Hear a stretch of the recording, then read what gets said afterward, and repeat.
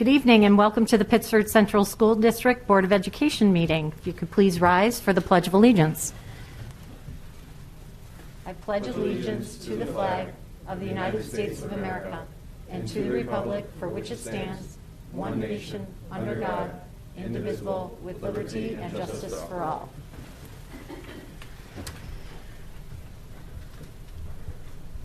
May I have an approval of the agenda? Thanks, Pete and Irene. Any edits? Mike, we have a change, right? It's just going to be me. We're going to have one addition to the human resource report this evening. Okay, all in favor? Aye. Opposed? Motion carried. And now it's time for Pittsburgh Pride. Mike?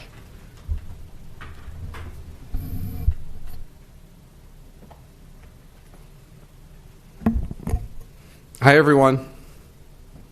Good evening. I'm going to take my masks off, and others that are going to speak tonight will have their masks off because we're far away from one another, and we want you to be able to hear us clearly. So I want to congratulate everyone here for an amazing recognition for all of you. But before I start, I want to thank our principals and our nominating staff members, our families and friends that are with us tonight, all of our special guests that are here, all to celebrate Pittsburgh Pride.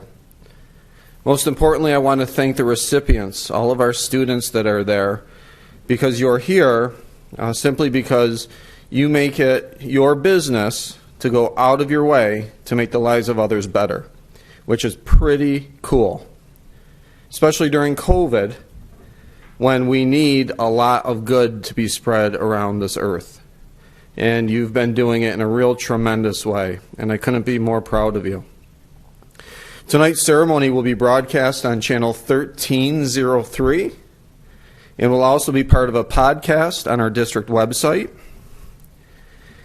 And I would ask for families and students that are here to think about it this way, how special this recognition is. We have about 6,000 students in our district, and of the 6,000 students throughout the course of this year, we will be recognizing 27. So could I get a volunteer to tell me what percentage that is? Okay, it's really low, right? It's amazing. It's amazing, amazing, amazing that you're being recognized tonight. So I just want to share with you a little bit about how this happened. Each building was tasked with seeking out individuals that they felt exemplified citizenship, and they had to document why. Then a building committee came together, and they looked at all of the submissions, and they decided on only one candidate from each building to be recognized. And we do that 3 times a year. So it's pretty impressive that you're here with us tonight. And you deserve to be recognized. If you were in person tonight, if we didn't have to be socially distanced like this, and you were recognized, you would have received a certificate like this, which we will send to you. We would have also taken your pictures with the Board of Education, which we're going to work through in some kind of creative way. You would have received, each of you, a $10,000 gift card. That's a joke. I'm kidding about that part. You really wouldn't have. But you would have been showered with a lot of love, and so we're really hoping that tonight you still feel that love because you deserve it, because you've given so much to so many. Beyond tonight's recognition, you will also be recognized in different ways in your building, and it's all going to look a little bit different. So in some buildings, your name may be on a bulletin board, or your name may be mentioned on the morning announcements, or you may see your name on a plaque, or your principal may call you in for a special privilege. But we really want to make this special because it is students like you that make us better. And I think that's a real important thing to focus on, is that you're making a difference. And I think about how many hardships are out there today, and instead of complaining and instead of just being passive, during this time of struggle. You've really taken on the leadership to make people smile and to make people better. And I couldn't think of a better group. You're the first group, actually, to receive the Pittsburgh Pride recognition during this pandemic. So pretty special.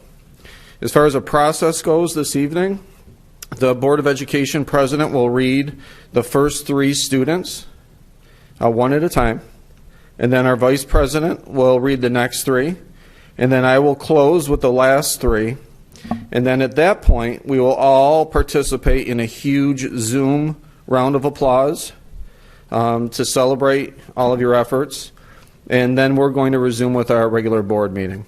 So welcome, and thank you for being here, and thank you for all you do. And so at this point, I'd like to welcome our board president, Amy Thomas, to kick us off.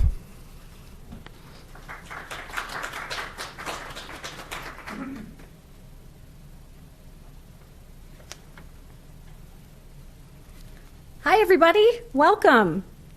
It's so good to see all of you, and congratulations to everyone. I have the pleasure of reading the first recipient tonight, Celine Akbis. Celine? Who nominated you was Lynn Drake and Mark Puma. You're a 12th grader at Sutherland High School. During the pandemic shutdown, Celine started volunteering with Learn to Be, an educational nonprofit for underserved communities. She tutors a student virtually who is an immigrant. The father does not speak English, and the mother is going through cancer treatments. Celine recognized that resources were limited for these families during the shutdown. She assists the student in reading and writing English. She builds his confidence and success in all his school subjects. She thoughtfully invests her life into others' lives. This is part of her core and her inner conviction. As a leader, Celine listens to the voices of others. Celine served in the newly created student council position as the communications officer. She leveraged social media to conduct surveys and capture the voices of the entire student body. Students expressed their thoughts and opinions, which allowed Student Council to make decisions based on their feedback. Student Council is one of the clubs operating during the start of the school year. This year, she's serving as the Executive Council President. She's approaching meetings and getting students involved with a virtual perspective. Celine is the Secretariat General for the Model UN Conference held this November. This is a critical conference because it sets the tone for the year, and it is the first time new members can participate. This year, the conference is operating virtually. Celine has spent months planning and meeting with her committee. They've gone through the process of selecting chairs, choosing topics, developing a program and schedule, and identifying speakers. She uses her problem-solving, perspective-taking, and adapting skills to brainstorm ways to make the conference the best it can be in a new reality. She is motivated and will do everything possible to make this the best experience and conference for all participants. Celine is Sutherland's selection for the Pittsburgh Pride Award. She chose to make a difference during a pandemic with her perseverance and positive attitude. Congratulations, Celine.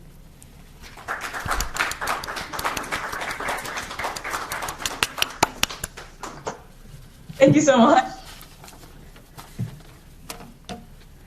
My second recipient is Ariana Camilo. Ariana, who is also a 12th grader at Mendon High School, and she was nominated by Ann Moyo and Eric Domrose. Ann Moyo says, Ariana is a member of my English 12 visibility course.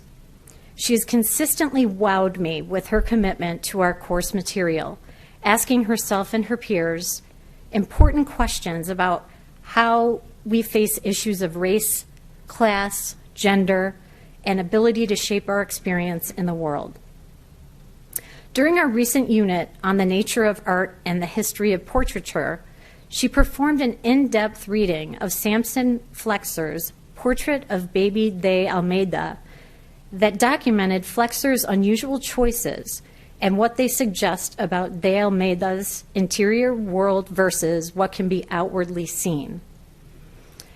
Her beautiful and engaging presentation truly wrestled with some of the course's most essential questions.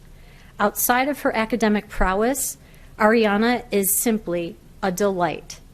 She's both inquisitive and kind, inspiring others to bring their best selves to our class and our classroom discussions. She sets the bar for what we can achieve as a class. Finally, she's demonstrated a real ability to roll with the punches of this unusual year, never letting the temporary learning model hamper what she can get out of her education. I'm very proud of her, and I want others to share in that pride. And from Eric Domrose, despite some difficult high school days, Ariana is such a positive young woman who strives to learn and be the best possible person to others. Ariana has learned to socially advocate for herself, where she has learned resiliency amidst some difficult social situations. Ariana has emerged as a wonderful self-advocate for her learning, where she has independently navigated through high school without a parent paving the way for her.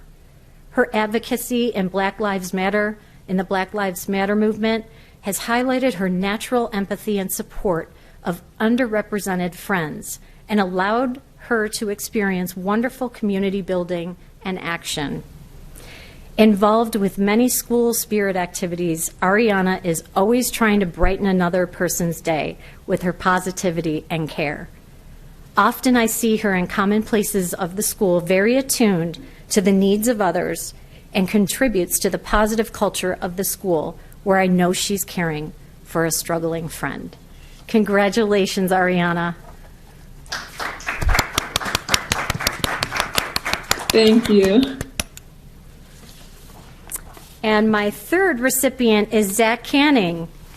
Zach? Zach is an 8th grader at Calkins Road Middle School, and he was nominated by Blue Team teachers with support of previous teachers. We are proudly nominating Zach Canning for the Pittsburgh Pride Award. Zach is a thoughtful and kind individual who, despite the recent conditions of the school environment, remains a positive force in the school and community. What sets Zach apart is his empathy and inclusiveness to his peers. He is thoughtful and always ready to help out. Zach has an uncanny ability to make others feel welcome. He is a leader in creating a family-like atmosphere in the classroom by welcoming new students, partnering up with students in need without hesitation, and offering assistance to anyone without judgment. The level of empathy he displays on a daily basis is a model for both Calkins Road adults and peers alike. Zach continues to spread inclusiveness in the community as well. He's been very active in educating his peers and our community regarding racial injustices. He is actively ensuring that all his peers and neighbors know he has their back by participating in local demonstrations. He volunteers at Rochester Area Interfaith Hospitality Network Homeless Shelter by supporting and playing with children. Zach is also an avid mountain biker, helping to create a group to teach younger kids how to mountain bike. Many organizations are proud to have Zach as an active member. He spreads his kindness and thoughtfulness as a web leader in his church youth group, student council, jazz ensemble, wind ensemble, chorus, and as the lead in the last 2 school musicals. That's a lot, Zach. He maintains straight A pluses, not just A's, A pluses, in all of his classes, including 2 high school level courses. Jory Sincata works with Zach as part of the St. Paul's Lutheran Church organization, where Zach is already an established leader. She shares, he attends every meeting, speaks up with ideas, and participates in pretty much all we do, from pie baking, helping at Vacation Bible School, volunteering at food bank, playing music for church services, or participating in our various campaigns. He always has new suggestions on how we can be of service to others while having fun as a group. His sense of humor, intelligence, and overall friendly nature make him a favorite among all our members, from teens much older than him to the younger members who look up to him as a role model. Zach strongly exemplifies all of our core values here at Calkins Road Middle School, making him very deserving of this prestigious honor. Congratulations, Zach. And now I have the pleasure of introducing our Vice President, Ted Oresti.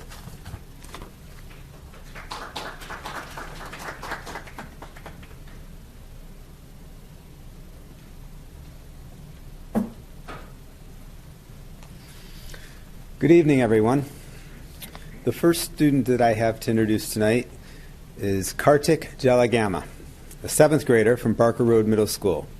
He was nominated by Ms. Katea, Mr. Vigdor, Ms. Wall, Mr. Katea, and Ms. Carey. They said, "We all seem to be in a rush, moving from this to that, often forgetting to slow down and appreciate everything and everyone in our lives. But every day, Kartik finds a way to do something that most people twice his age don't always do. He slows down and prioritizes those around him. In all our time in education, we have known only a select number of students who truly embody empathy, our most critical core principle at Barker Road Middle School. Kartik is one of those select students.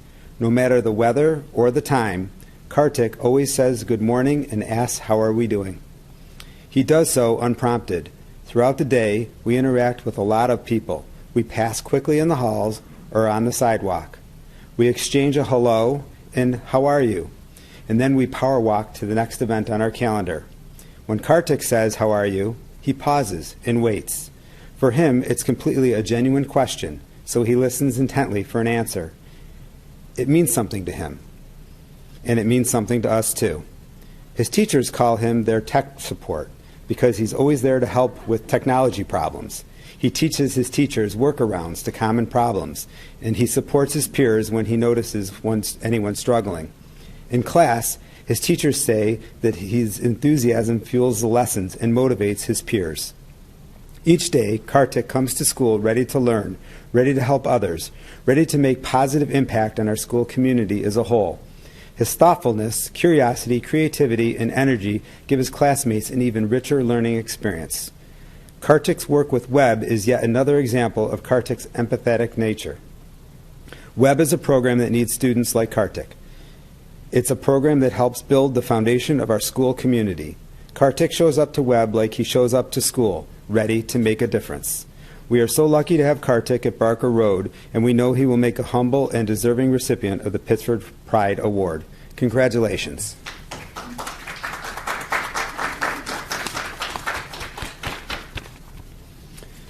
Thank you so much. You're very welcome. The next student I have the privilege of reading about is Ryan Johnson, a 5th grader at Jefferson Road. He was nominated by Miss Sargent, Miss George, and Mr. Clark. Ryan Johnson is a student that we can all be proud of.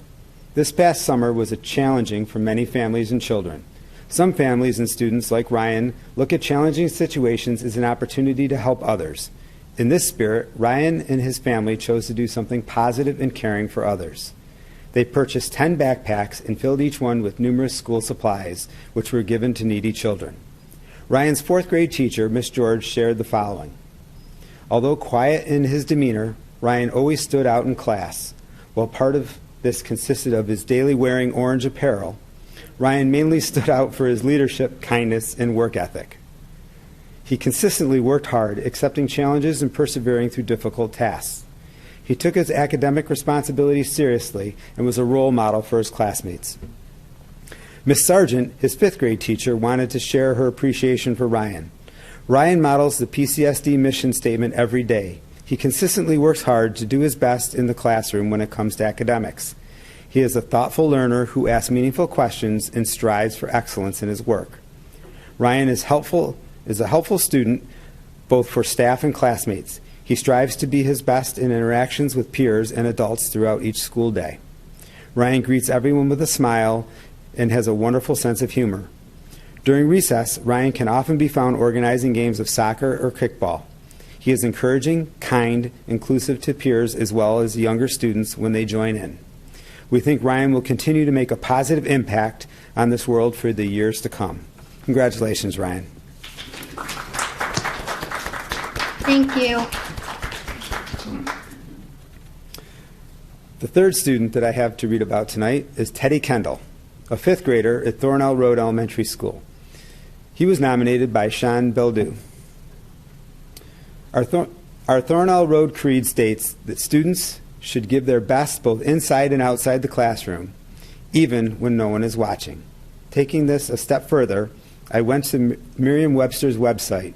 I came up with the following definition of citizenship: the quality of an individual's response to membership in a community. In our Thornell Road community, we strive to model and nurture the benefits of being an active participant. This year, I have had the honor of working with a young man who exemplifies the qualities of being a dynamic member in his community. Teddy Kendall is a fifth grader who has already made his mark in our community with activities and clubs that he participates in. During the school day at Thornell Road, Teddy has been involved with both Student Council and Lego Club. As you know, Student Council focuses on allowing student leaders to contribute to their community. In fourth grade, he was a representative for his classroom. Unfortunately, due to COVID, he was unable to campaign for a formal position in fifth grade Student Council. As a student, Teddy is a natural leader.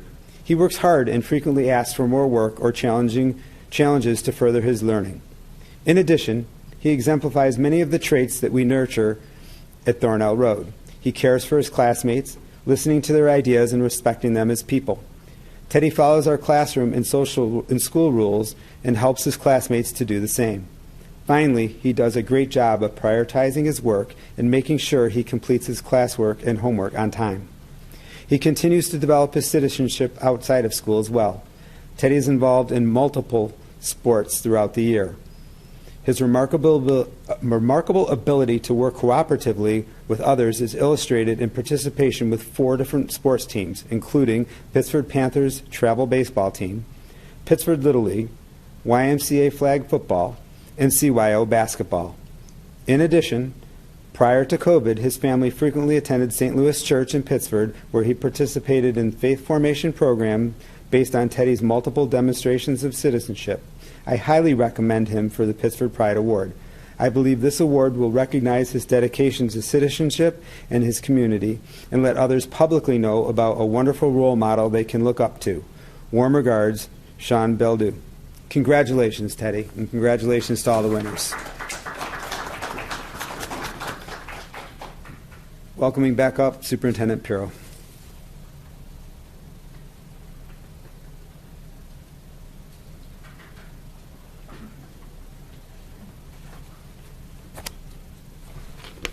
Hi again, everyone. I love this night. I love seeing all your faces, too.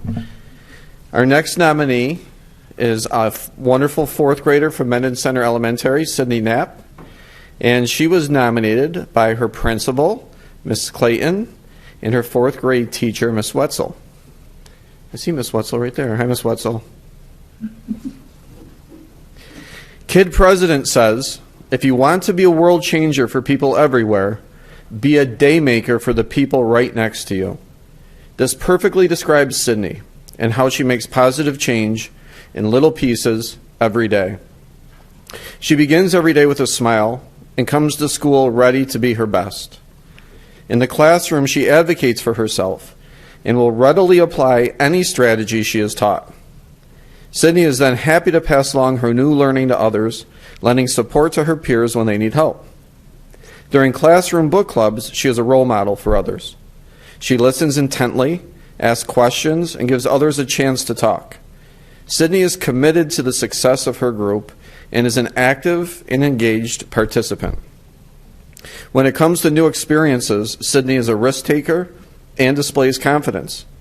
For example, as her teacher is piloting different things she can do with the class, should her instruction go remotely, Sydney is the first to help.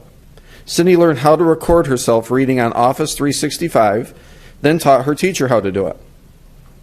Miss Wetzel. She eagerly visited another fourth grade classroom to observe ideas to bring back to her teacher. This year, our school has completed a one-word project where all students have chosen their one word that will help them to be their best and make the difference in the lives of others. It's no surprise that Sydney's word is fearless, as that is how she tackles every day. At the end of the school day, Sydney helps her teacher to prepare for the following day. She changes the daily schedule, completes classroom routines, and offers to help any students with their end-of-the-day responsibilities. Regardless of which pod she is in throughout her day, Sydney consistently applies herself in ways that reach far beyond what's expected of a fourth grader. We are lucky to have Sydney walking the halls at Mendon Center as she spreads positivity and exudes confidence wherever she goes. She is an inspiration to all of us. Congratulations, Sydney. Thank you. Sydney, I think we are actually going to send you a check. Sounds like you're doing a lot of extra work at Mendon Center. Our next student being nominated is fifth grader at Allen Creek Elementary School, Victoria Preble, and she was nominated by Mrs. Barg, who I also see on the screen. Did she leave? I just saw her on the screen. Oh, there she is. Hi, Steph.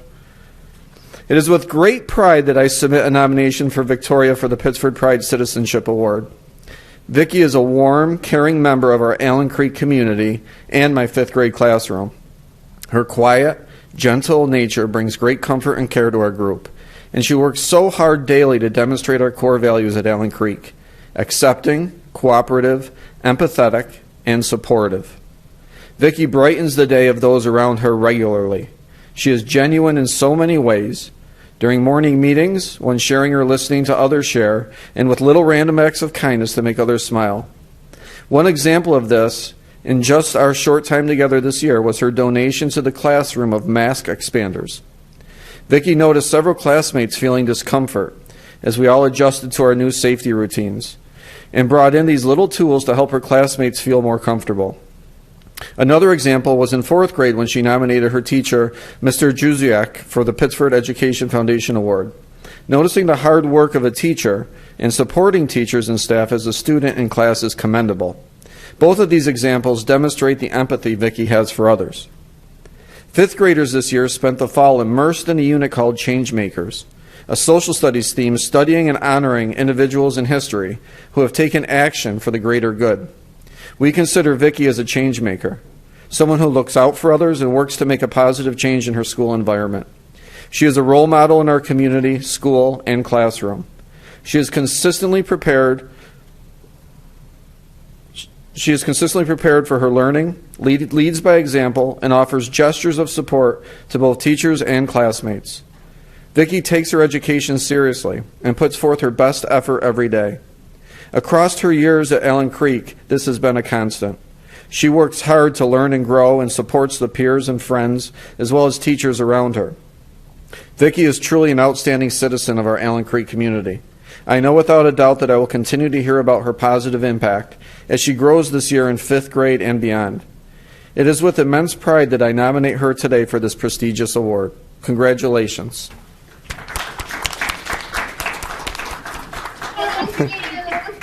Do you see Mr. Biondi's sign? He always has to try to outdo other principals. Mr. Biondi, we'll have to talk about that later.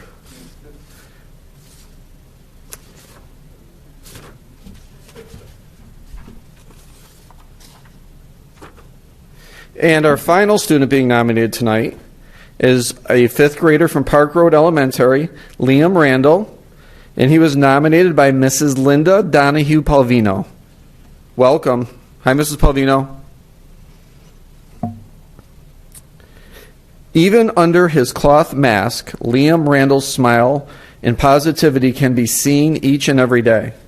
He walks into our gymnasium classroom every morning at a determined pace so that he can drop off his belongings, check to see what his morning assignment is, and then head off to raise the school's flag. Good morning, Mrs. Palvino, is rarely forgotten, even if it's tossed over his shoulder on his way to the flag. Liam is creative, energetic, loves to be outside, is a Boy Scout, and enjoys writing stories. He is a Mandalorian fan and loves Bruegger's bagels.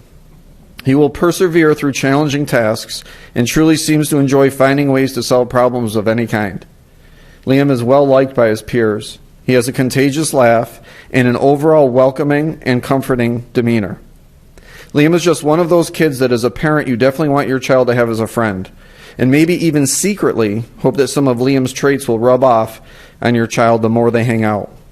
He is consistently kind to others, looks for ways he can help, and he takes on responsibilities.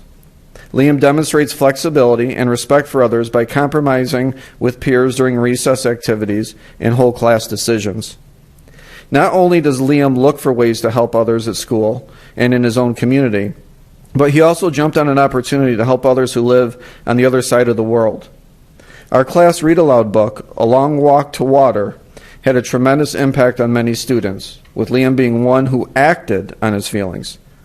The day we finished the book, Liam showed his parents the website, Water for Sudan, and asked them to help him cover the cost of a pump for a well so that more people in Sudan would have access to clean water to drink, cook, and bathe in. Liam paid for half the cost from his own savings. Liam Randall exemplifies Pittsburgh's mission statement, be our best, do our best, and make a difference in the lives of others, which is why I'm nominating him for the Pittsburgh Pride Award. I know that because of how Liam treats others and himself, he will only continue to make a positive impact on all those that he encounters. In a year where we all need more positivity and goodness to rub off on us, I am thrilled to have the honor of being a part of Liam Randall's learning path. His baby brother Luke could not have been gifted with a better big brother to look up to. Congratulations. Thank you very much. You are welcome very much. I love it.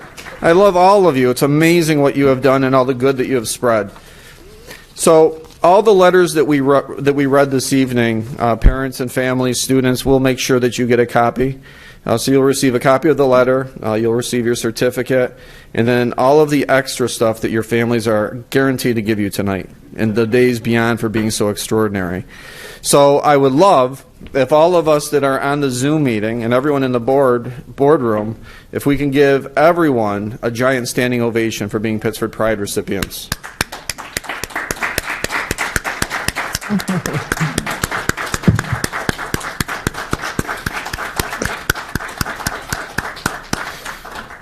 And so as we get ready for our regular board meeting, I guess in close I would just say, hang in there, everyone. I know things are a little bit tough. They're very unusual. And it's people like you that help others get through this. And I want to make sure you're taking care of yourselves as well. So you're amazing. We love you. Have a great night and have a happy Thanksgiving. And we'll see you around the classrooms. We'll see everyone. Thank you. Thank you. Thank you. Bye. Okay.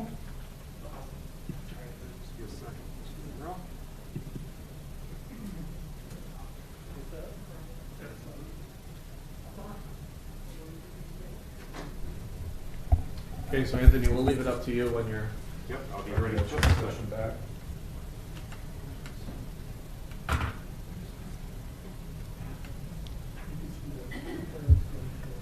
Yeah, I think right. That's awesome.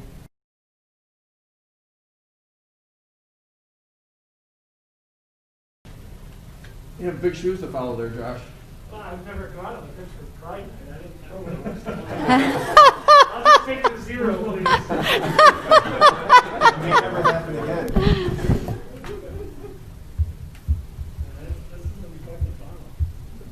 The recording has stopped. Oh, no. No, we want it to stop, trust. It's okay. Typically, our board meetings just escalate in performance throughout the night. Right. So we're really No pressure. A good story. On No some pressure. clothes, though, so. Just to check in advance, your video is going to run through on both of them, right? The full run. Just want to let you.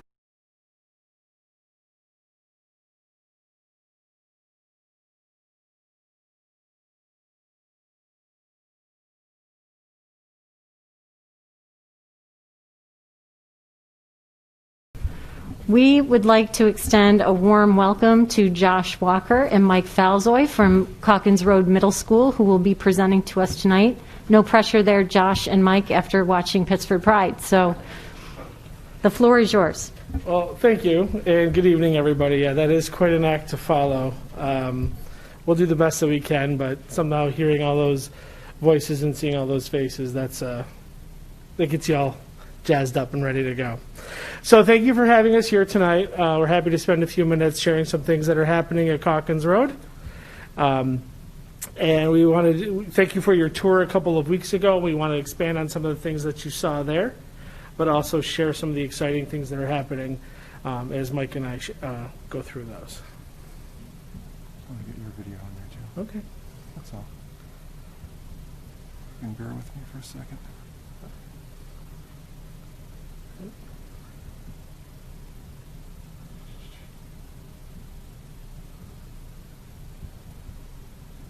I'm going to slide you down just a little. Sorry. Yeah, I don't need it. Just so you don't. There you go. Okay. Well, thank you. Thank you, Mr. Ferris. Okay. So we're going to talk a little bit about the adjustments we made during this time as the year has started. Mike is going to talk in some exciting information about the SEL supports for students and staff, and then we're going to end with talking about what our hopes are for the future.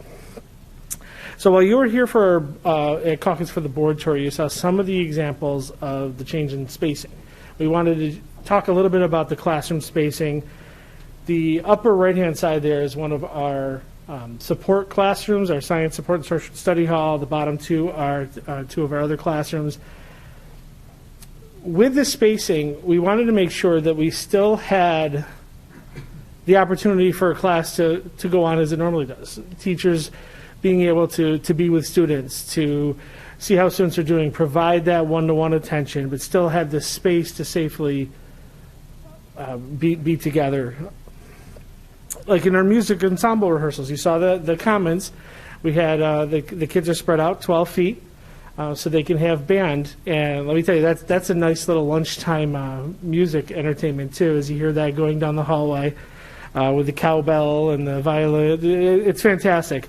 And in the auditorium, our chorus has been spread out.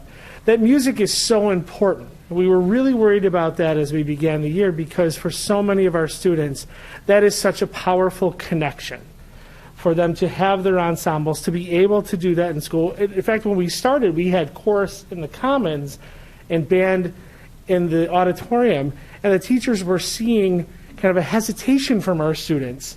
There's something about singing in the wide open commons that was a little intimidating. So together, they swapped, and we've really seen that energy come back and that connection that really brings our students together. And I'm really proud of our PE classes and our staff there for what they've done in the gymnasium. Whenever possible, we go outside, but as we know in Rochester, that's a crapshoot. Where we have 6 months of winter and 6 months of bad skiing.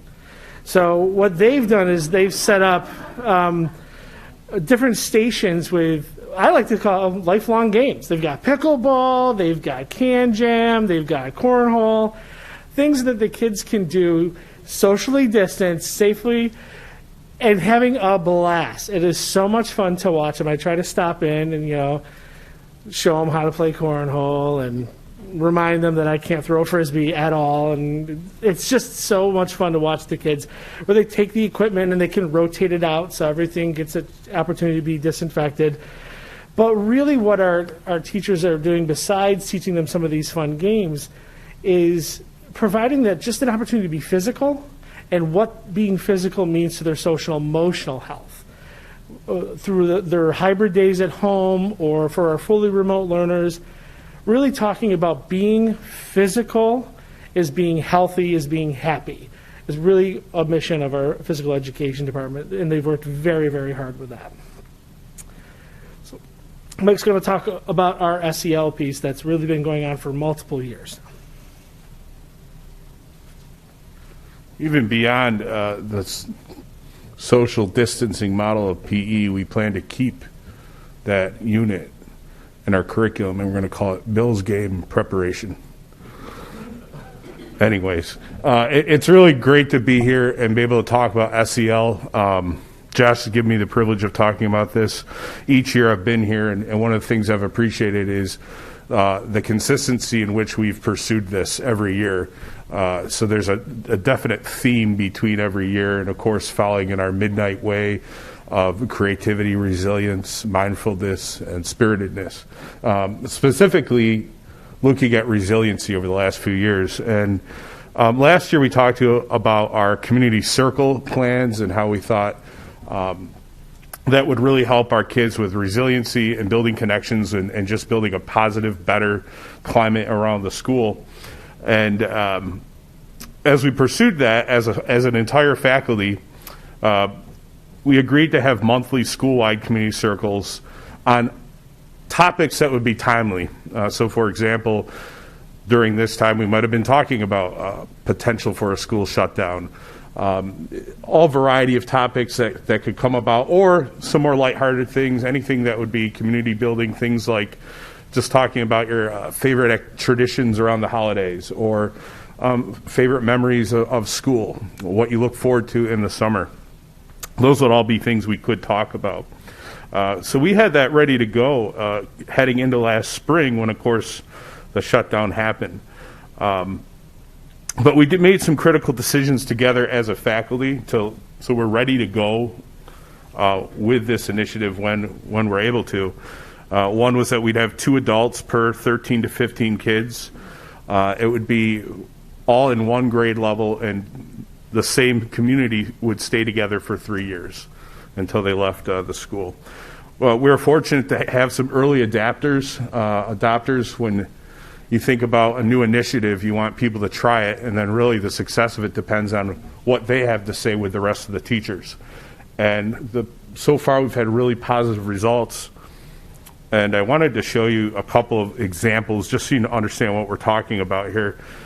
When we talk about community circles in a classroom or in our school, there's a few key components. There's always going to be some guidelines that the kids all agree to follow. Things like only talking when you have the talking piece, listening, those sorts of things. There's always an opening of some sort, which is a kind of a mindfulness moment.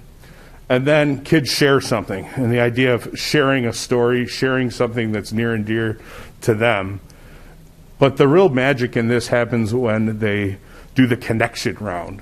So after you share, then the next thing would be, did you connect with anybody? And the talking piece goes back around. So I want to give you an example of what that might look like. We were using these actually as training pieces with our faculty last winter because they wanted to see, well, how will our students do with this? So we said, well, we can answer that question for you. We're going to find a test group of kids. Our technology teachers agreed to do it. And we're able to say, here's what it looked like the first time we ever tried doing this with a class. So this is just a little example of students sharing. I believe with a favorite, it was either favorite holiday traditions or, yeah. So.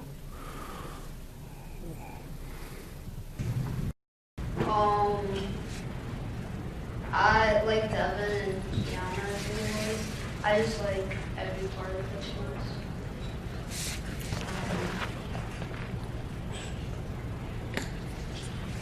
One of my favorite memories is from my first Christmas after my parents split up. I got to have Christmas with my stepmom and Christmas with my stepdad, so I like to see the different, knowing that they were going to be in my life. My favorite memory was from 4th of July when I went to Wyoming and saw fireworks there. My favorite memory is when I went to Florida for Easter and we got to see a bunch of my old friends from So you can see just a little snippet there of kids sharing favorite memories. And then we'll show you a bit of the connection round that they had. Put it on the table and then she went out to the garage and he came back and it was gone. He ate the whole thing, so then she ran to the store and got another one, and then he ate that one. And then the third one he ate, so then she got another one she didn't even get another one, she just put a candle on one the chocolate chip cookie we bought at Wegmans.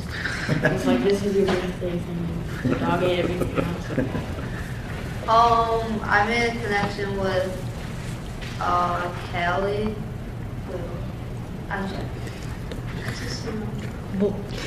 Hers is about the ham. Oh yeah. Because this Halloween, actually, my dog ate all of my brother's Halloween candy.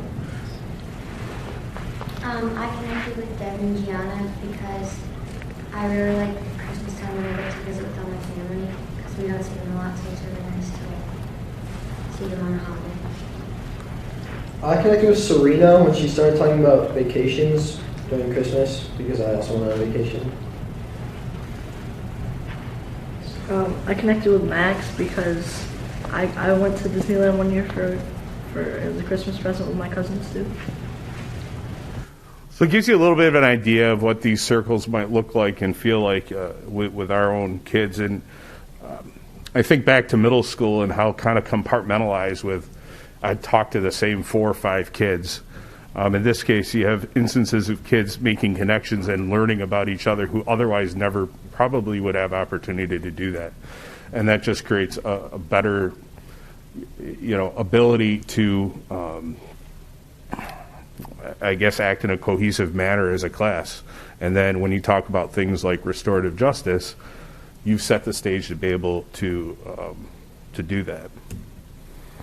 So like I said, unfortunately, we lost a little bit of momentum going into the spring, but how do we keep this going now in kind of the challenges we have right now? The biggest thing we're doing right now is continuing to make monthly circle plans for the teachers. We have our SEL committee who works on that each month, and then we basically email out the plan and the materials out to the entire faculty, and it's up to them if they want to try it or not. We've included virtual options so they can do this over Zoom or on Teams. And we've also been using it in our staff development. Most recently ran a circle with our paraprofessionals and EAs, and they really, really enjoyed it. It really, I think, helped them connect with each other and feel good about the work they're doing so far during this year.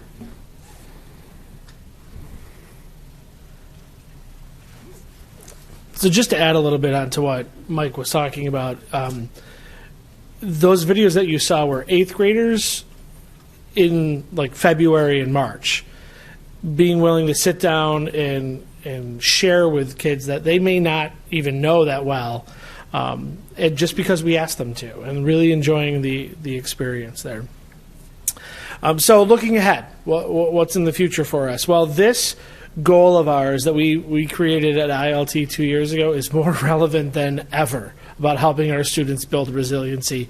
All 4 components of it, from parent education to the ACEs trauma, the SEL and inclusivity, and the academic, we are living this. And what our ILT decided very early on in our summer meetings was it wasn't about advancing and pushing out more. This year's theme was, how do we support? How do we respond and support our teachers, our parents, and most importantly, our students during this time? So we're continuing to work on that. Just some examples are, how do we support our students and parents at home for the home learning? How do we support our students who need academic interventions in school? So continuing to have these very, very relevant and important discussions. Another thing that I have to share, because it really does feel like a lifetime ago, but it was in February, that Greg Daughtery Herman and myself had the opportunity to visit our sister school over in Modin, Israel. It's hard to believe it was this year. We were actually one of the last planes out of Tel Aviv before they closed. But it was an incredible journey. It was an incredible opportunity to meet with educators, not just in our sister school of Aruni Gimel, but also equivalent to our commissioners of education. We were able to meet with some people there talking about the program and how it can continue to grow, because we're one of their only public schools that are involved in this program, and it really has been amazing. You see the picture there of Greg working with 2 of their teachers, the group that went, the bottom left corner there, we were actually there the day before their arts project, and so you'll see the picture there on the right-hand side is actually something that was a project from our school that they brought over there. So shout out to Stephanie Warchel, who I know is watching, because that was her work that went over there. So really, while this has been an interesting year, what's been getting us up every single morning is we get to see the kids, we get to work with these kids, and we're watching teachers do amazing, creative, wonderful things. We hope we were able to show just a little bit of that tonight, but if there's any questions, we're happy to answer them. Yeah, Mike and I have had this conversation, Josh and I as well, on visits in the past. And I just want to thank you guys for being such champions of resiliency. Obviously, we teach kindness, we teach respectfulness, but we also, there are going to be situations when it's not psychologically safe or emotionally safe, and we get kids to understand the power of resiliency. Mm-hmm. And I think it's something that can be spread and shared just as widely as Modi'in, for example, just to put that out there. Just want to thank you guys for being such champions of resiliency and teaching our kids that powerful strength. Thank you. Let me share a quick story about that. One of our students today was having a really, really rough day, and he just said, I need to go home. And we talked for a little while, and on his own came to the conclusion of, you know what? Called his mom, said, turn the car around, go home. I'm going to get through the day. And he did. Came back one time, needed a little 5-minute check-in, but on his own, through a lot of the circle work that's done in his classroom, decided, I can do this today. And he had a great day. And it was one of those things at the end of the day, we're all looking at each other going, he did it. It was awesome. So thank you. Thank you, Pete, for acknowledging that. Ted? Quick question. I really like the work that you're doing with the circles, and I was just curious, as you've worked through with the groups and they've been together for a couple of years now and going through the process, have you tied that through with the high school so that that work continues when they move on to the high school? Do you want to start? I mean, we haven't been. I think we've been trying to just get it going at our level first. And I talked about that idea of early adapters, and the best selling point in anything in schools is other teachers saying, hey, this works, we're seeing results. And it's the stories that you hear, kind of like Josh shared, I think more than anything, that convinces people of that. So it was only last year that I think a large group of people from the district got trained in the circles and kind of the basics of doing it. So I know right now that the 2 middle schools are working collaboratively right now on creating some circles that they're sharing and communicating on. I'm not sure vertically exactly how that's going, but certainly that's something for us to pursue. There's no question about that. And just to piggyback off of that, I saw where you had virtual options for remote learners. So how has that been working out? I'll give you an example. I saw one of our remote teachers do one as part of a class. Just said, you know what, it's a Friday. We're going to spend some time as a group together. And it was a very simple question, like, what is something that you're proud of? And so each student was able to share something, and then the connection phase was great. So right there in class, 12 students on the Zoom, just like we saw before with Pittsburgh Pride, they raise their hands virtually. They shout out like it's a classroom just with cameras. So it was really neat to see that. A nice closure activity for a long week that the students had. That's great. Thanks again to both of you. It was a great presentation, and we really enjoyed visiting the school. Please give our best to the staff. We do miss that piece of meeting with everyone, and we send our best to everyone at Calkins Road. So please share that with everyone. Thank you, everyone, very much. Thank you.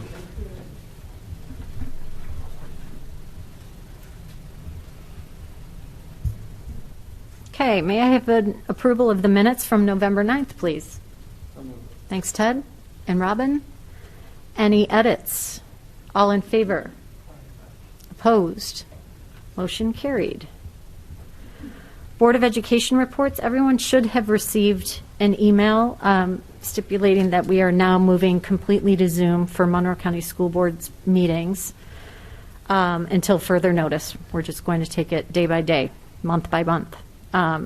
So you see all of the times and the dates here.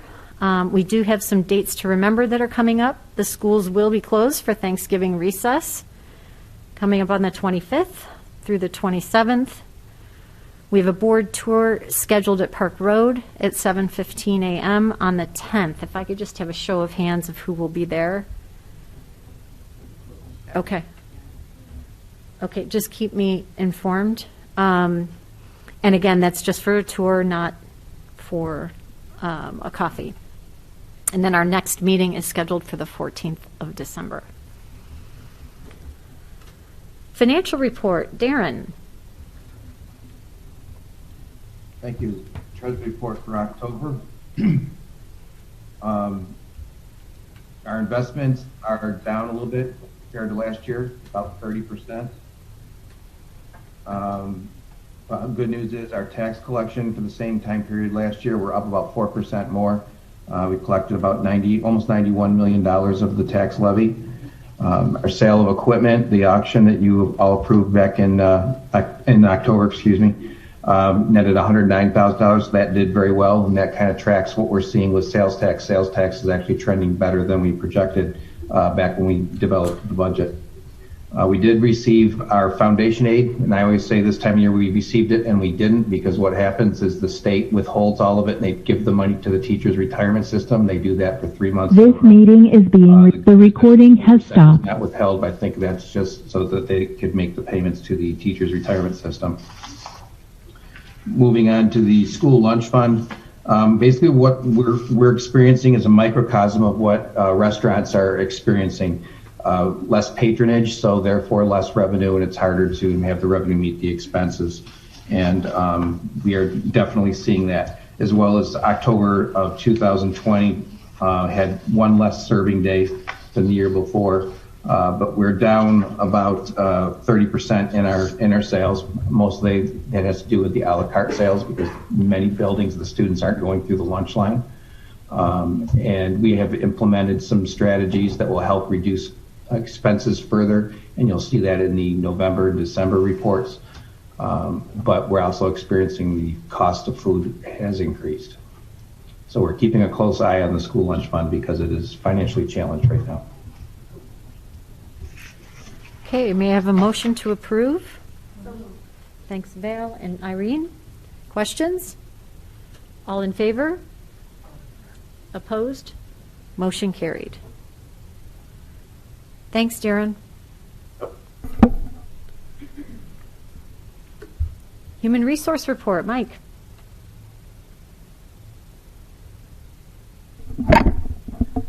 Thank you. First for your consideration is the professional staff report. And I will highlight that we have a retirement from Dr. Von Brogan, who has served as our Director of Special Education and now has served as our Director of Student Services. One of the great honors that I have in my job is to be able to meet with people when they decide to retire, and it certainly was my honor to say, as I have to other folks, thank you for how much you've done for our kids at Pittsburgh, Dr. Von Brogan.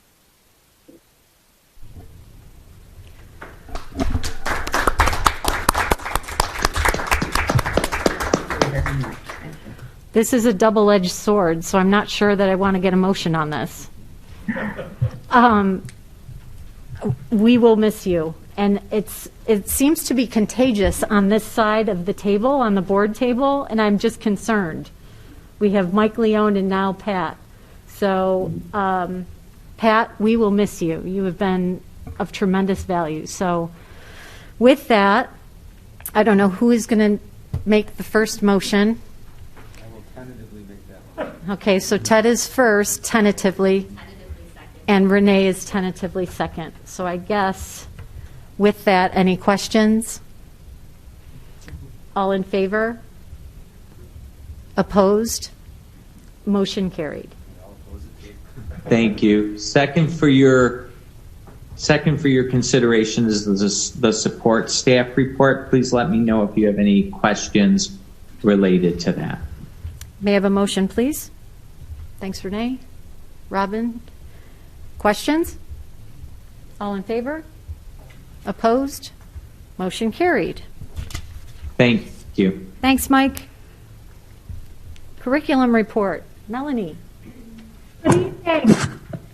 In your packet is an annual rundown that I give you of the curriculum projects that are primarily accomplished in the summer of the school year each year, but can continue into the school year.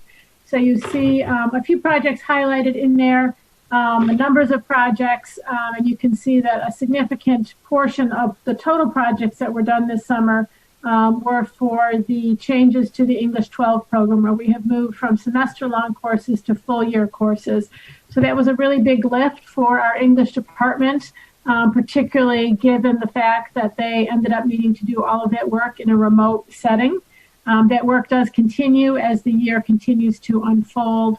I've given you a couple of the highlights of the projects. I'd also like to just mention that in addition to the highlights that are there, we did have a couple of specific mini projects that had to get worked on because of the gap that was created last spring. So we needed to create some mini health curriculum for our 6th grade health classes because of some mandated instruction that 5th graders missed last spring.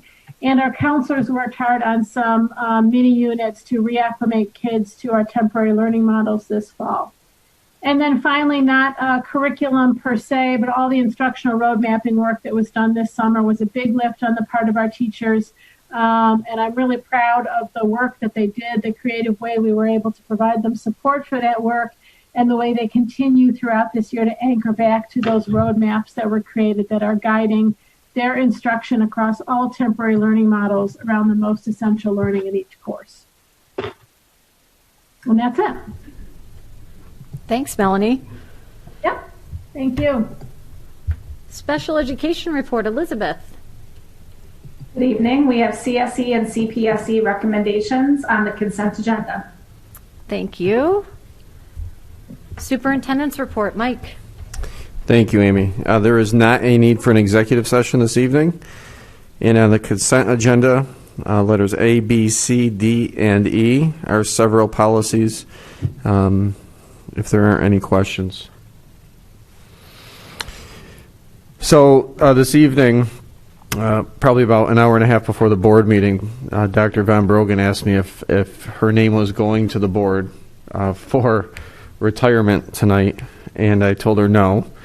And I think that's in part because I really didn't want to bring her name this evening for the board to accept. And I say that because Pat has been an incredible colleague to me, but and to so many others. But she's also been probably the one person on the central office team that so many students know that they can turn to, and staff as well. So involved in social emotional learning and work with mental health and building a robust amount of community partnerships around those topics. She's also taken the ball and really ran with it as it relates to equity and inclusion work. The amount of work Pat put into Rock to Change was amazing. She participates and she leads the work with a partnership with the city school district and Rock Kids Connect. Pat oversees our urban-suburban program, and she is always the first person I call when anything really bad happens in the district, and because she has all the answers. She heads the trauma and grief teams, and unfortunately, we've had to use them more than anyone would like to. But Pat has been a mentor for so many people and a friend to so many students and colleagues, and a champion for education in a real big way. So Pat just wants you to know how much you're going to be missed, and but I honestly couldn't be happier for you. No one works harder and around such sensitive topics and does as eloquently as you. So thank you for all you've contributed to our district.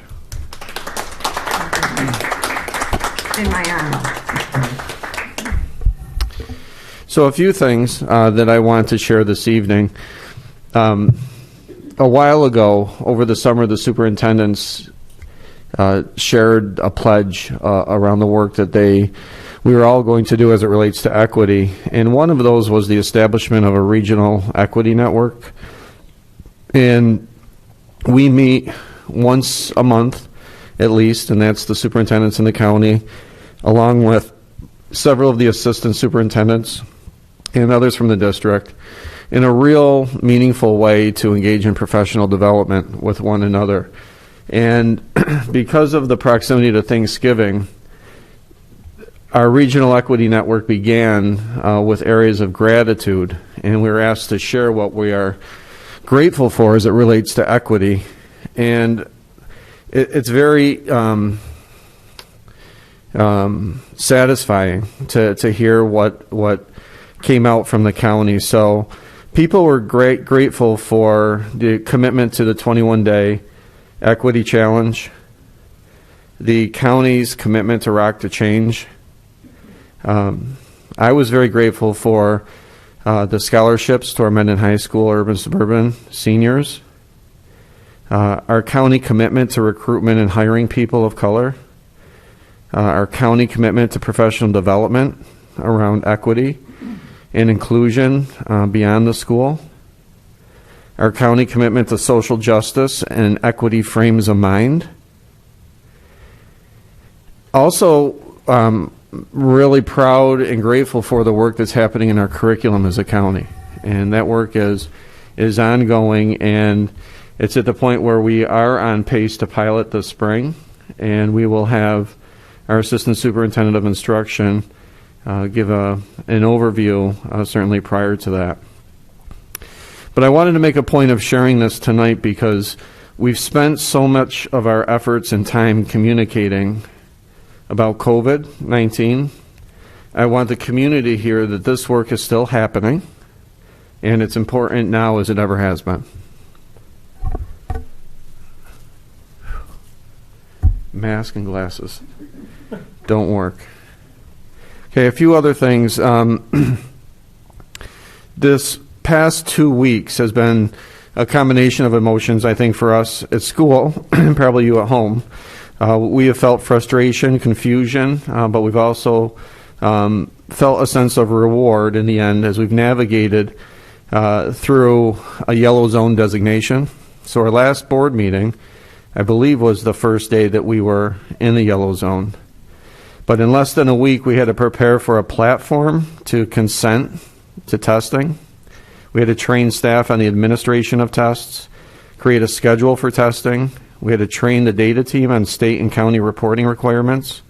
We had to report data daily. We had to pick up and distribute test kits, and so many more things that we had to accomplish.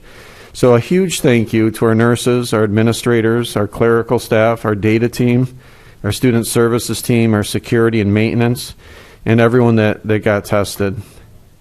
So here's some results that I'd like to share with the community. We had 3,300 student consents to test, and we had 320 not consent. So about 91% of those that replied agree to testing, and we have about 1,000 families that did not reply at all, so about 20%. So of the 80% that replied, 91% gave consent. We tested 1,200 students and staff, and all were negative. Our county testing efforts are indeed what has kept us in school, and I think we can't lose sight of that bigger picture of keeping schools open, staying out of the orange zone, also keeps businesses open, It allows families to work. It allows kids to come to school. And so it's a bigger picture than just having to go remote or not. The implications of changing zones is significant. I also feel that it's commonplace for our community to not see what happens behind the scenes. So I've asked Dr. Kimmer to give us an idea of the role that the data team took, both during the testing week and additional responsibilities that they've taken on per the state and county Department of Health regulations. Dr. Kimmer? Thank you, Superintendent Perry, and thank you, Board of Education. I have no slides today, so I'll be very brief, and I just want to kind of pick up where I left off last month relative to screening and just talk about 3 or 4 things that dovetail with what the superintendent just mentioned. Screening continues. I want to kind of think incrementally through the day. Sometimes I feel like I live in Groundhog Day, if you've seen the movie, where it's just recursive over and over again, if you get the visual. But to kind of key into or to dovetail into screening, about 7 a.m. to 9 a.m. every morning, we're still screening thousands of kids, and the parents continue to be awesome, and the staff continue to be awesome with high levels of buy-in. What I didn't talk a lot about last month, and I do want to dive into a little bit deeper this meeting, is that data goes somewhere, and it usually goes to our nurses, who's doing an amazing job with our attendance clerks processing that data, and then making sure that those students and those families are seeking medical attention if need be, or giving them good advice. Same thing with our staff. And there's an ebb and flow, because usually between, I would say, who's counting, 10 a.m. and noon every day, the county sends us an email message or two. And then what the county tells us is, through these email messages, instead of having tracers call us, they're sending us an email message or 2 a day, maybe 3, and they're explaining to us who has COVID based on what they know and who's in quarantine. And we compare the nurses' notes with that screening process along with what the county's telling us, and we combine that. And Pat Brogan, who you mentioned earlier, we will miss Pat. Pat, I'll miss you. Did our doctorates together. But Pat is our second set of eyes, and Nancy's our third set of eyes, our Director of Communications, to make sure that we're looking at that comparison of who's been referred to a doctor, who really has COVID, and who's in quarantine. Then the last couple pieces, and I'll digress, usually about, I'd say, 2 to 4 o'clock every day, we're taking that data again from the nurses and Pat's double take and Nancy's triple look, and then we're filling out Department of Health daily forms to Albany. And we do building by building counts of exactly who is in quarantine, who's been referred to doctors, who has COVID in a de-identified way. And that data is going up to the state portal every day. So that's very cumbersome, and it's very much timely, and it's on a very strict set of protocols. The new thing that the superintendent started talking about, which was added to our plate, which we absolutely embrace because we want to keep schools open and keep people healthy, is the testing piece, which came fast and furious. And usually on the days of testing between 4 and 6 p.m., we're collecting the data from our nurses, from those who are helping in the building, and we're cleaning that data. There's literally, for those of you like spreadsheets, 93 columns that we have to keep straight per person. That's not an exaggeration. And it has to be massaged in a very specific way to move up towards the electronic clinical laboratory testing system, ECLAIRS, for the state of New York. So we get that up by 6 p.m. every night. So it's a quick ride, going back to that Groundhog Day, and it's a arduous ride, but lots of good people around us, a lot of people in the health areas and data areas and beyond with clerical staff, et cetera, that are helping to make this happen. And we're definitely prepared for after Thanksgiving. We're prepared for whatever the Board of Education and the community and the administration throws at us. So we're getting pretty good at what we're doing. That's my quick update, Mike. Thank you, Jeff. Any questions from the board? It's remarkable what you're all doing, so thank you, Jeff, to you and the data team. Thanks for the recognition. Appreciate it. Just to continue along with the testing, I think our county schools brought in about 20,000 tests last week, and that certainly brought our positivity rate away from the orange level. I believe we were close to 5.0, which would have been the red zone, and it brought us just under 4 and allowing us to stay in the yellow zone. But it was the amount of the tests from the schools that allowed that to happen. What we need to make sure of now is that we do not go to the orange or to the red zone. Just for clarity's sake, and I'm sure you've seen this on the news and other places, but What an orange zone means, if we are declared an orange zone, it would immediately force any school that's impacted to close for 4 to 5 days. And during those 4 to 5 days, it's a time to clean and disinfect the schools. Other things that happen in the orange zone, places of worship are limited to 25-person maximum. Allows for a 10-person maximum gathering, indoors or outdoors. It closes high-risk, non-essential businesses such as gyms, personal care facilities like salons. There's other implications to restaurants as they can only serve outside or takeout. There's no in-person dining. So I believe that closing schools during the orange zone is counterintuitive to keeping our students healthy, as we have proven that our mitigation efforts are working. So it's frustrating that if we're in orange that we do have to close for a period of time.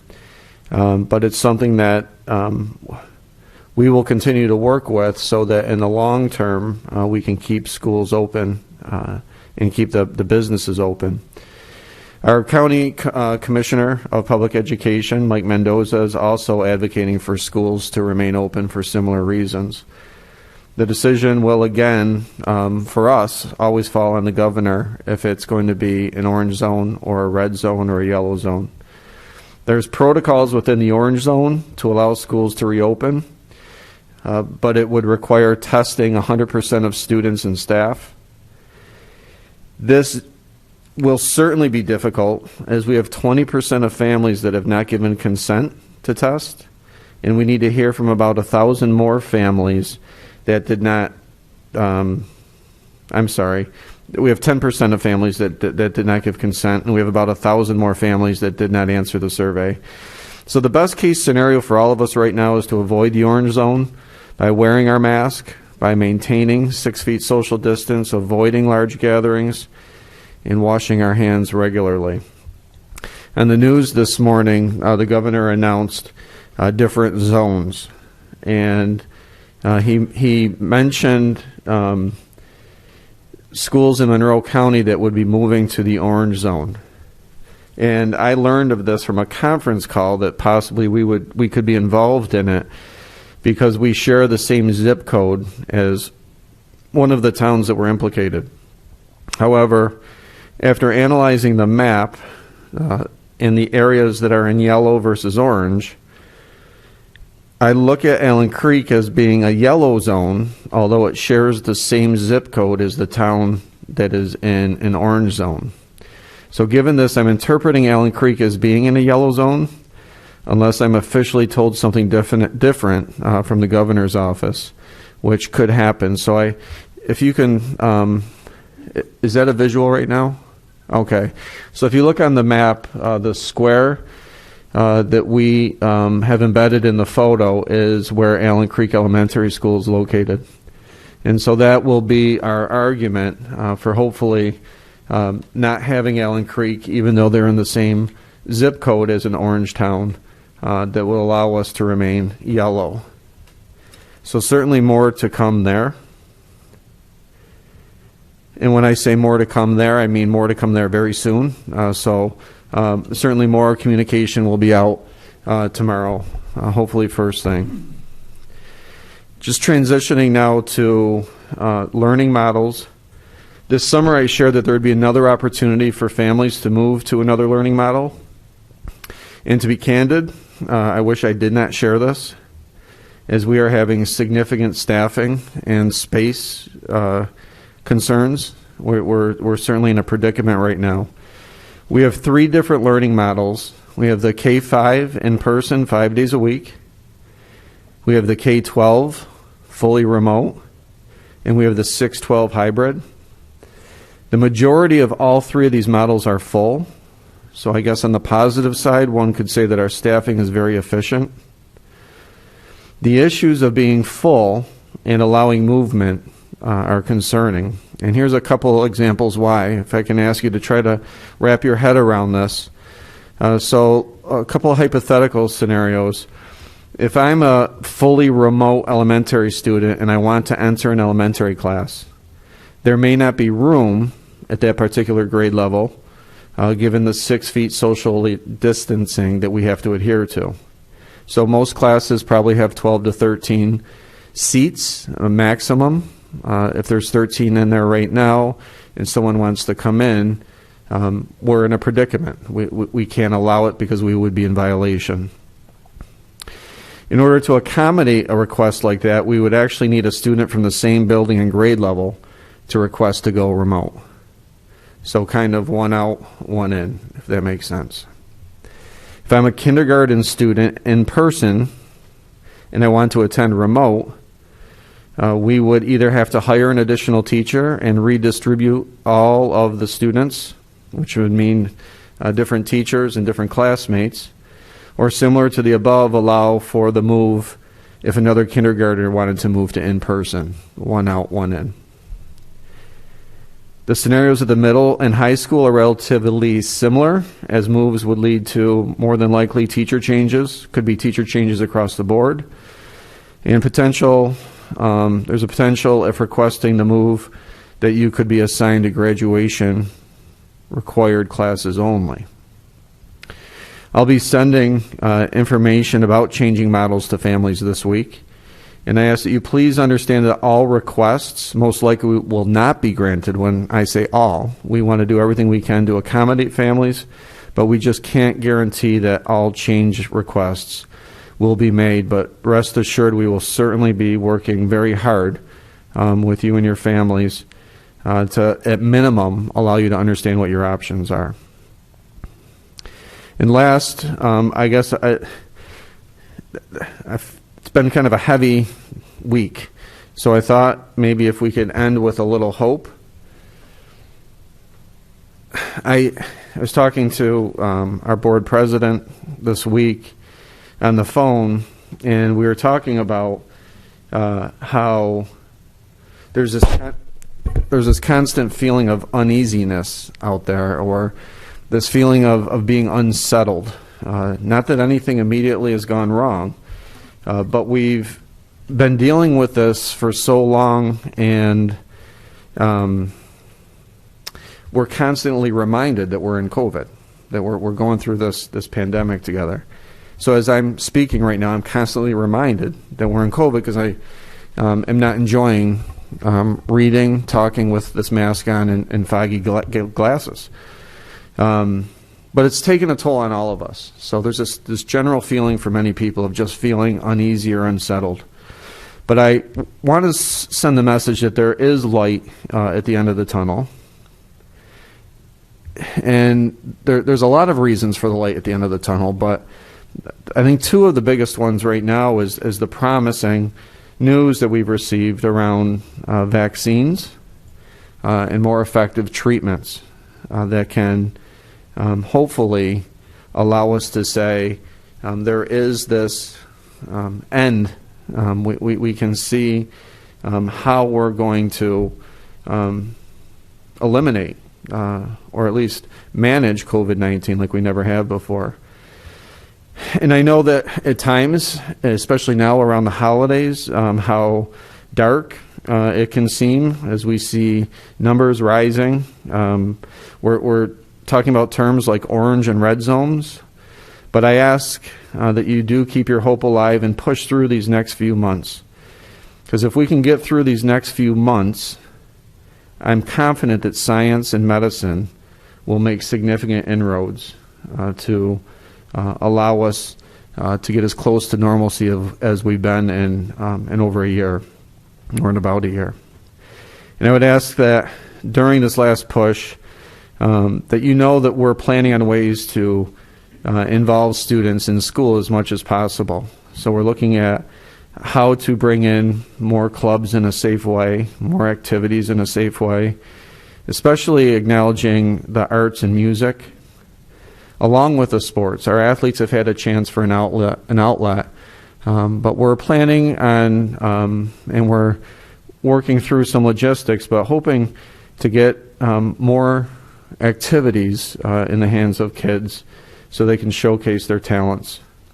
We're also thinking about the spring and how we can retain so many of the milestones like graduation and prom.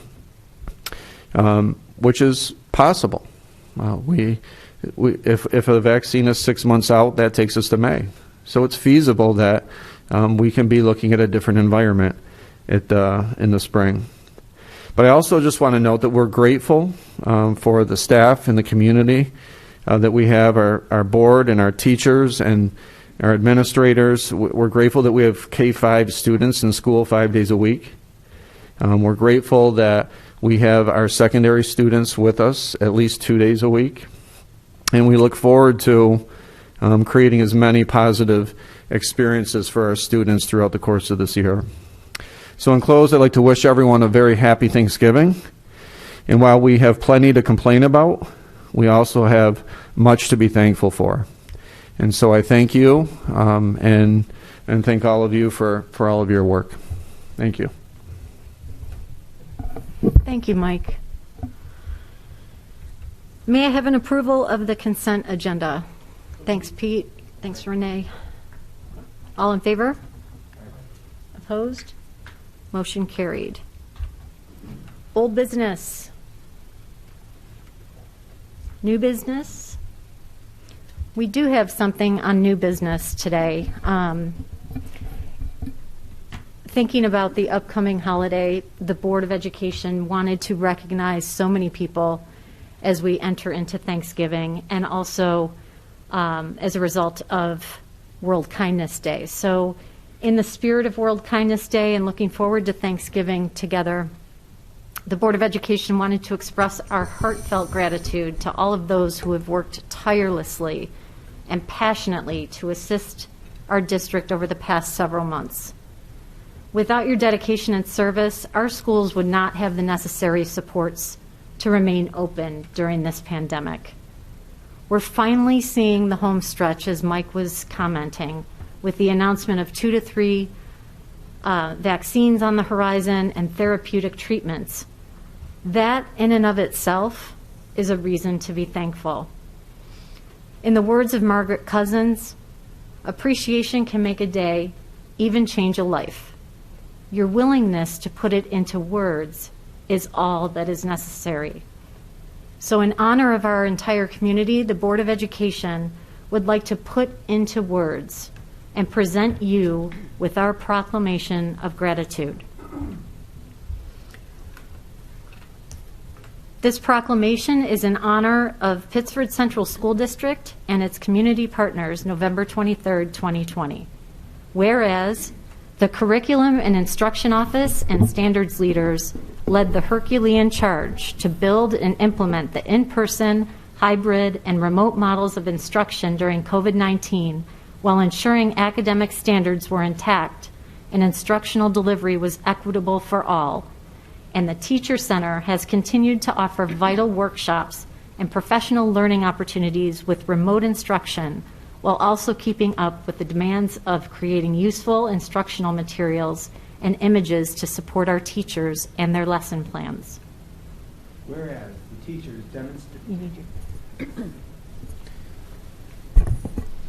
the teachers demonstrated their expertise by abruptly pivoting their classroom-based approach to remote instruction when the pandemic first closed our schools, initially transforming well-crafted lesson plans to align with an all-remote learning model, and later collaboratively developing and delivering 3 innovative models of instruction that continue to serve our students to the highest degree. Whereas the principals and the assistant principals continue to lead their building teams with confidence, empathy, and compassion, while ensuring the smooth coordination of students and staff, both remotely and within their brick-and-mortar environments, and sustaining the rich and vibrant culture therein.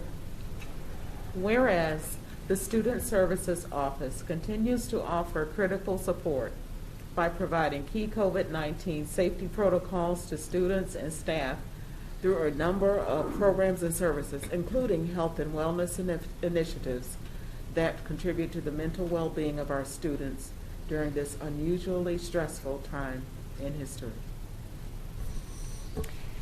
Whereas the school nurses have been on the front lines carrying out New York State COVID-19 testing and tracing requirements while continuing to attend to the regular medical needs of our students.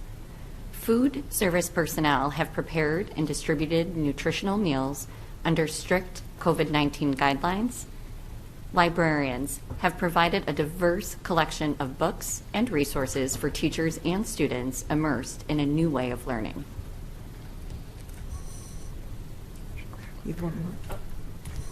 Sorry. And clerical staff and paraprofessionals have efficiently adapted their roles to support administrative and procedural changes related to COVID-19. Whereas the Special Education Office, psychologists, counselors, paraprofessionals, and staff members have continued to provide crucial support services to our most vulnerable students. Whereas the Information and Technology Office personnel have prepared and distributed hundreds of laptops and devices to support hybrid and remote learning, reconfigured spaces to serve as modified classrooms, and offered expert technological support to students, staff, and their families. Whereas the Transportation Office and bus drivers have worked together to successfully modify bus routes, pick up and drop off procedures, and cleaning protocols to meet COVID-19 standards and get our students to and from school safely. Whereas the business office personnel have tirelessly worked on-site and in person since the start of the pandemic to make sure paychecks were cut, bills were paid, and the financial backbone of the district remained strong.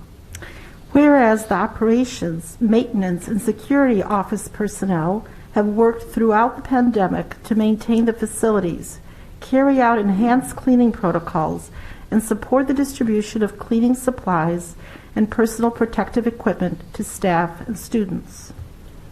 Whereas the Human Resources Office has carefully managed benefits, contracts, and staffing as existing teaching positions were modified and new roles were taken on to meet the needs of 3 separate models of instruction during COVID-19. Whereas athletics, personnel, and coaches have had to delay the start of seasons, modify practices and competitions to meet COVID-19 standards, and inspire athletes to stay mentally and physically strong in the midst of a pandemic. Whereas the Communication Office has been the hub for communication related to COVID-19, the conduit for keeping our community informed and up to date on school-related programs, activities, and events in the midst of a constantly changing calendar, and a unifier by hosting virtual community events. Whereas the Pittsburgh District PTSA is a constant support and partner that has offered enriching programs, meetings, and events remotely, and successfully and safely implemented the Fall Super Sale fundraising week to support our Pittsburgh schools, students, and programs. Whereas our community partners have provided the essential services we all depend upon in our daily lives, and especially during this global pandemic, including the Town of Pittsburgh, Pittsburgh Youth Services, Monroe County Sheriff's Office, Pittsburgh Volunteer Fire Department, Pittsburgh Volunteer Ambulance Services, Pittsburgh Food Cupboard, Pittsburgh Public Library, and all the businesses, merchants, employees, and volunteers who provide essential goods and services for our entire community. Whereas our families have shown remarkable levels of patience, adaptability, and resilience, remaining steadfast every day in the love and devotion that they have for their children and the trust and support that they share with the district their district partners. Whereas the Superintendent of Schools, Michael Puro, has served as an unwavering pillar of strength, always advocating for what is best for students, staff, and families while expertly managing the immense responsibility of leading our district through the uncharted territory of a world pandemic with skill, courage, and heart. Superintendent Puro has worked tirelessly to ensure academic and social emotional needs are met equitably and fairly, and dedicated countless hours around the clock to answer questions, offer encouragement, and inspire us to lead by example, never hesitating to do whatever it takes to support students, families, and staff during this unprecedented time.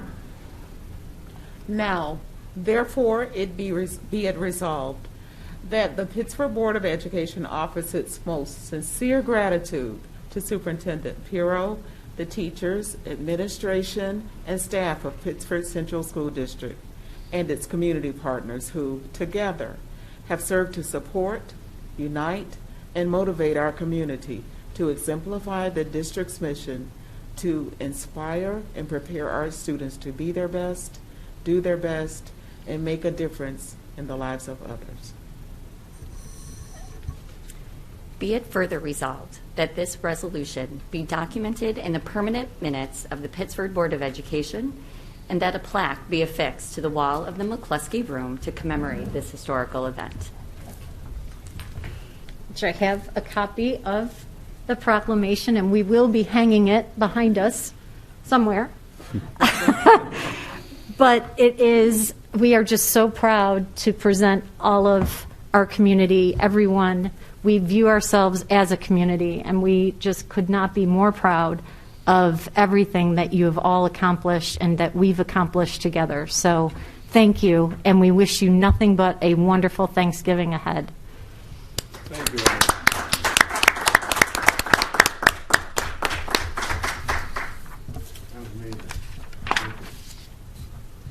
Any other new business? No? Okay. Public. Do it again? No, we're not going to do that again. Public comment. Do we have anyone in the room waiting, Anthony? Okay. All right. With that, we will close down public comment. And with that, I will ask for a motion to adjourn. So moved. Thanks, Ted and Irene. All in favor? Opposed? Motion carried. Happy Thanksgiving to everyone. Happy Thanksgiving.